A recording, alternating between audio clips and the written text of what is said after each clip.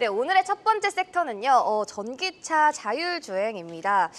2차 전지 관련해서 이야기를 또 해봐야 될 것 같은데 아니, 테슬라 효과를 받아서 2차 전지 섹터가 좀 가나 싶었는데 하루 만에 이렇게 또 끝이 났습니다. 과연 이 테슬라 실적 약발이 끝난 건지 아니면 또 실적에 대한 우려 때문인지 현 시점에서 2차 전지는 어떻게 바라보시나요?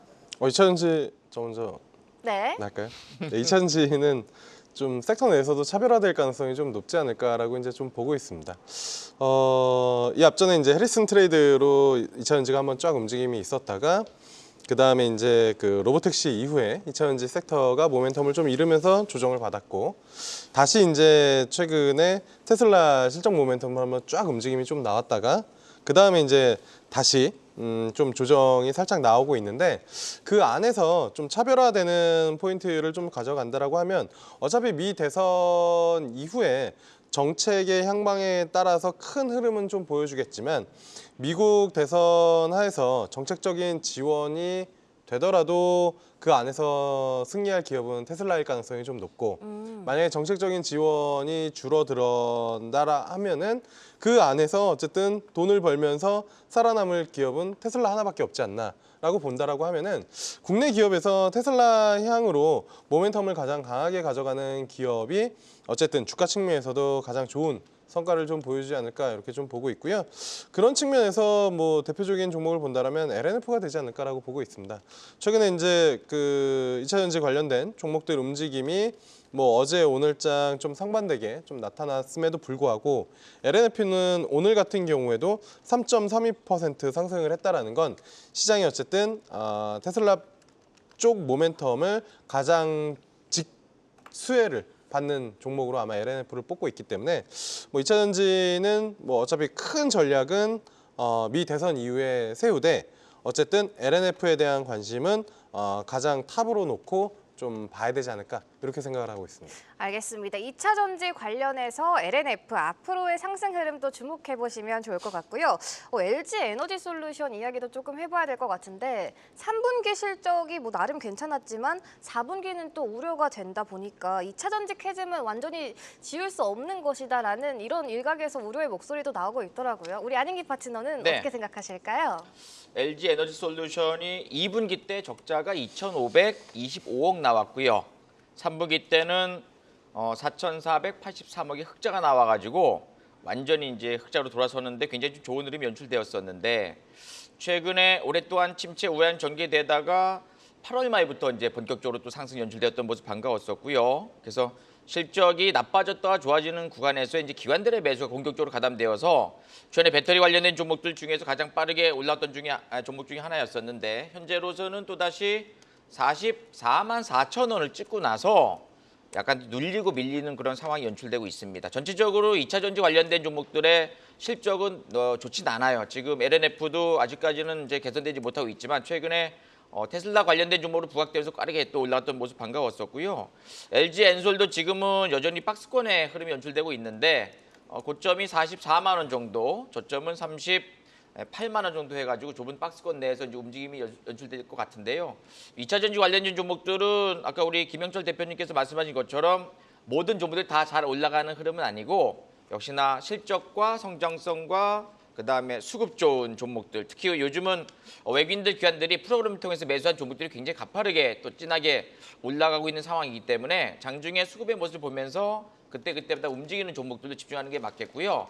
2차 전지는 제가 볼 적에는 글쎄요. 지금 실적이 4분기 때 어느 정도 나오느냐 관건이고 내년에는 일단은 적자 나왔던 다수의 종목들이 흑자로 돌아설 수 있겠지만은 역시 가격적인 메리트를 본다면 메이저들을 적극적으로 매수하기에는 약간 부담스러운 그런 구간이기 때문에 박스권의 흐름을 놓고 보면서 섹터의 대장주로만 집중하신다면 원하는 수익을 내지 않을까 생각을 합니다.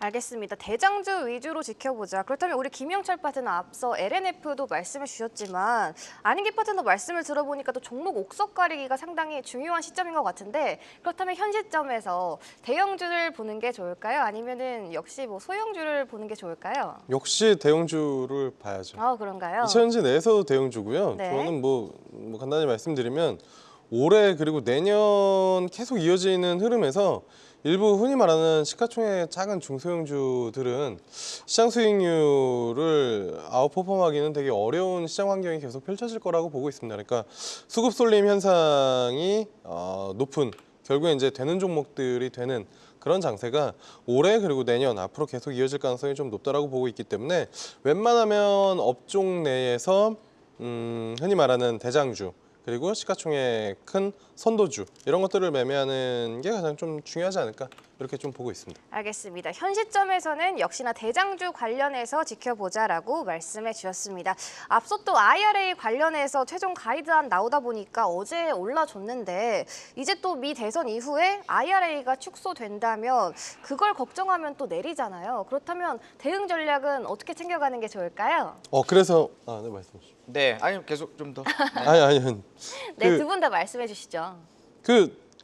앞서도 말씀드린 것처럼 2차 전지에 대한 큰 전략은 대선 이후에 세워도 늦지 않다.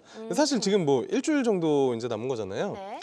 투자자라면 일주일 정도는 기다리고 전략을 세워도 늦지 않을까 이렇게 생각을 하고 있습니다. 알겠습니다. 저희 또 오늘 테마가 전기차 자율주행인 만큼 자율주행 쪽도 얘기를 해봐야 될 것 같은데 자율주행 쪽 전망 우리 안인기 파트너 어떻게 네. 바라보세요? 자율주행차는 뭐 계속적으로 연구 개발, 그다음에 또 상용화, 그다음에 계속 이어지지 않을까 생각을 하고요.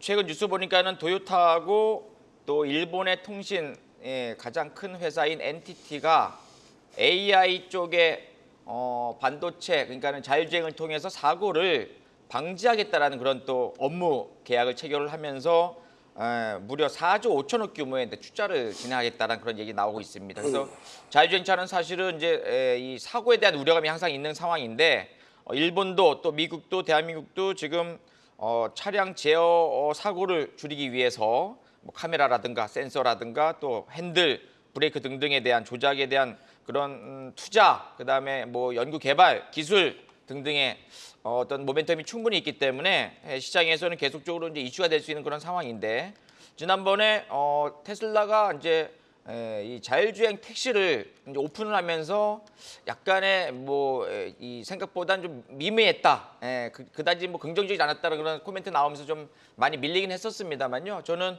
계속적인 글로벌에서 연구 개발이 진행되고 있기 때문에 성장성 높은 그런 섹터의 대장이다라고 보여지는데 아직까지는 대한민국 시장에서의 이 자율주행차 관련된 종목들의 움직임은 조금 개선되지 못하는 상황이기 때문에 조금 더 눈에 보이는 어떤 긍정적인 재료가 나왔을 적에 메이저도 매수하고 또 실적도 좋아지는 그런 모습을 보였을 적에 한 번 더 시원하게 올라갈 수 있기 때문에 이 보스턴 매트리스 컨설팅 그룹 보시 아실 건데 네, 고성장 고수익, 저성장 저수익, 그다음에 저성장 고수익, 또 고성장 저수익이 있는데 아직까지 자율주행차는 성장성은 조금 무궁무진하지만 수익성에 있어서는 조금은 부진하기 때문에 시장의 주도주로 돌아서기에는 아직까지는 좀 미미하지 않은가 생각이 좀 되어집니다. 알겠습니다. 그래도 자율주행 쪽 앞으로의 성장성은 무궁무진할 것이다. 이렇게 첫 번째 섹터 2차 전지 관련해서 이야기 나눠봤고요.